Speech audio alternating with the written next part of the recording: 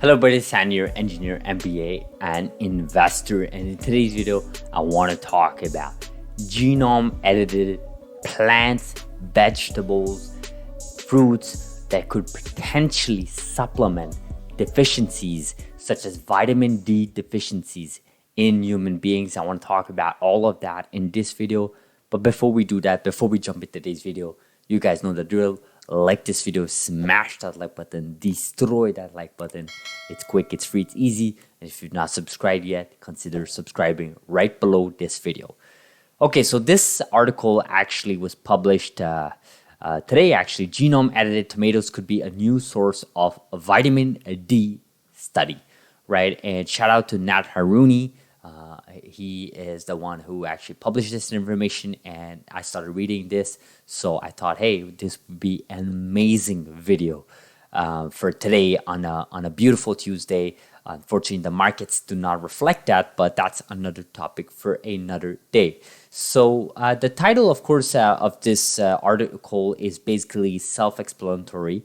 And actually, if you guys remember in our channel, in the early part of our channel over a year ago, we actually covered many research papers at the time that actually address potential ways to use CRISPR to genome edit in certain plants, certain vegetables that could actually supplement or rather help human beings in the long run, right? And in this case, what they're talking about is the vitamin D sufficiency, or rather deficiency, right?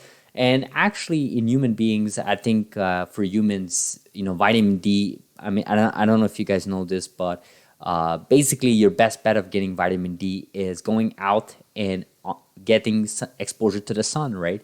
And although that seems very easy, and that seems very straightforward, unfortunately, it's not as straightforward and as easy as it sounds. Because in certain regions, you don't actually get a lot of sun exposure. In fact, in certain seasons, you don't get a lot of sun exposure. I think a lot of British from London will testify to that statement. Me, myself, being in a Arctic country, I don't know how you want to call it, in Canada, and specific regions like Montreal or in Toronto during winter. Yes, we do get some sun, but that sun is not the same type of sun that you get during summer, right? And the point of saying that is that your levels that, just because it says it's 15 minutes of sun exposure does not mean 15 minutes at all year long, right? Maybe during winter, you need maybe an hour of exposure. Maybe summer, it's a little bit less than an hour. It really depends on the level of sun during season based on the region, right? So there's already there's one factor. Then you have the next factor, genetics, right? I mean, there's actually a research paper that I read a couple of weeks ago that actually, sort of lays down the hypotheses that South Asians backgrounds, basically people with genetics come from South Asians, such as myself, basically have a harder time of getting vitamin D in their bodies compared to maybe non-South Asians. This study was actually based on London, and they found out that South Asians actually required more exposure to sun as opposed to non-South Asians. So obviously we're talking about the white people, right? And so, there are a factor of genetics here that have to be considered. And then on top of that, you have then the third factor, which is the lifestyle, right? I mean, a lot of people stay home. I know it sounds bad, but a lot of people stay home, closed indoors, in their basement, and they're either, working from home, or they're playing video games or whatnot. And unfortunately, many people are not exposed to sun. I mean, it's as dumb as it sounds. It is a reason, you call a spade, right? So this is why this is useful. This is why this is necessary. In fact, I think in this article, they're talking about how the UK research team is looking into it because, the government, UK government actually laid down a review in April because, there is vitamin D to address health inequalities. And we know that if you don't have vitamin D, things are going to go very bad for your body long term. I mean, I think anybody can testify to that. I think a lot of people, if you don't get sun exposure, you feel bad, you feel almost like depressed. I don't want to use that word loosely, but you almost feel like depressed. You feel bad. You're not productive, and it's crazy how just a little bit of sun exposure gets your juice going, gets your brain juicing. So obviously, vitamin D. Actually, here they're saying vitamin D deficiency affects 1 billion people and wide range of health path, ranging from cancer to cardiovascular disease. Whether or not this is accurately stated, or whether or not those studies are backed properly through proper research ways. I mean, I have so many anecdotal stories of myself that whenever I don't get vitamin D during winter, I feel bad, I feel worse. I can tell that it is an issue, and it can be an issue long term if I don't get enough vitamin D. So clearly here the UK government in this case is looking into it, and this article actually highlights how this John Iron Center team used CRISPR-Cas9 genome editing to revise genetic code of tomato plants, provitamin D3 accumulated into the tomato plant. That the leaves of edited plants contain to 600 UG of provitamin D3 per gram of dry weight. The recommended daily intake of vitamin D is 10 UG for adults. So clearly here there's a way to go well above the recommended, and that is quite interesting, right?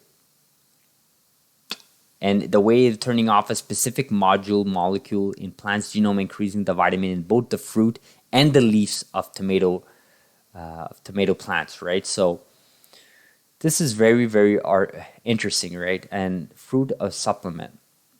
Yeah, so here they're talking about how it could, whether or not it's directly from the fruit or the supplement.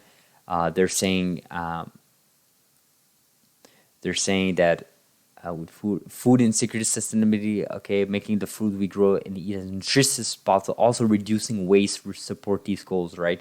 Obviously, you can supplement vitamin D, but again, they're a little bit more expensive. You gotta take them daily. Why not just combine both in one, right? Why not just eat the tomato that you always eat and include that vitamin D inside, right? I mean, it sounds dumb. It sounds simple. It's maybe too simple to make sense, but it actually does make sense, right? I mean, I know a lot of you are like, well, just take your pill. Well, you say that, but in reality, life has always been about evolving technology, leveraging technology for convenience, right? Leveraging technology to reduce delays, reduce costs for human beings as a whole, right? Long term, right? This is what CRISPR as a whole can offer to individuals here. Here, the same 40% of Europeans have vitamin D insufficiency.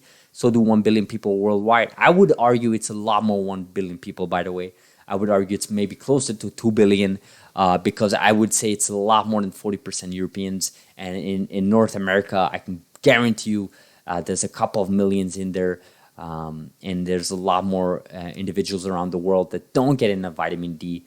Even if you live in a country with moderate sun exposure, that doesn't mean you get vitamin D, right? You could still be indoors, you could still be staying at home. I mean, just think about all these villages of individuals staying at home.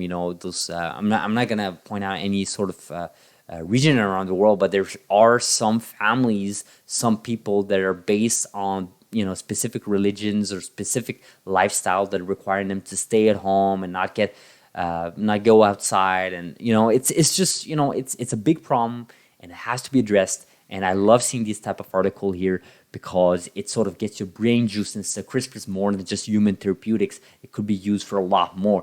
And actually, this is a great segue into explaining how I'm so surprised how many of these CRISPR companies have not dipped their toes into this landscape. I just feel like they're in this bloodbath market. I think this is the perfect time to sort of announce these bold moves, because you don't really have something to lose at this point, right? Everything's going down. Your stock has lost like 60, 70, 80% in some cases value.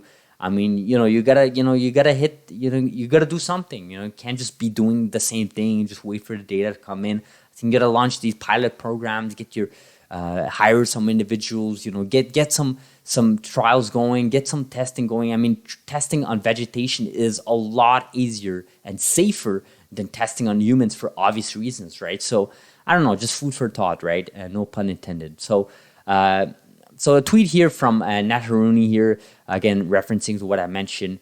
He is the one who reminded me about this article. Plants are generally consider poor article of vitamin D. A research team at John Innes Center used CRISPR to edit genome editing makeup of tomatoes to become a more robust source of vitamin. The approach might also be applied to eggplant, potatoes, and peppers. So clearly here it could be expanded beyond tomatoes.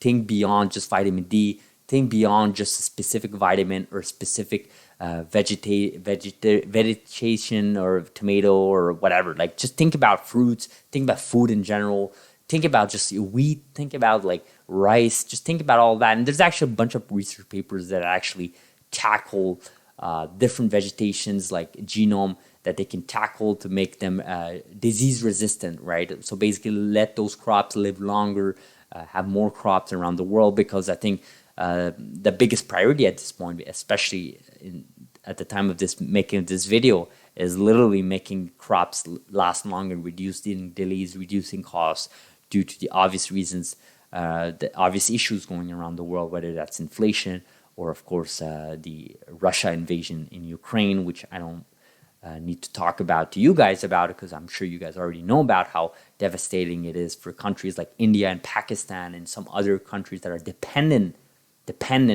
on the food that is exported in those regions. So it is what it is. Wanted to tackle this video like this. I'll end this as well, and hopefully you guys appreciate this video. Like this video if you found values, destroy the like buttons, subscribe if you're not subscribed, and I'll see you guys in the next video. Thank you so much for watching.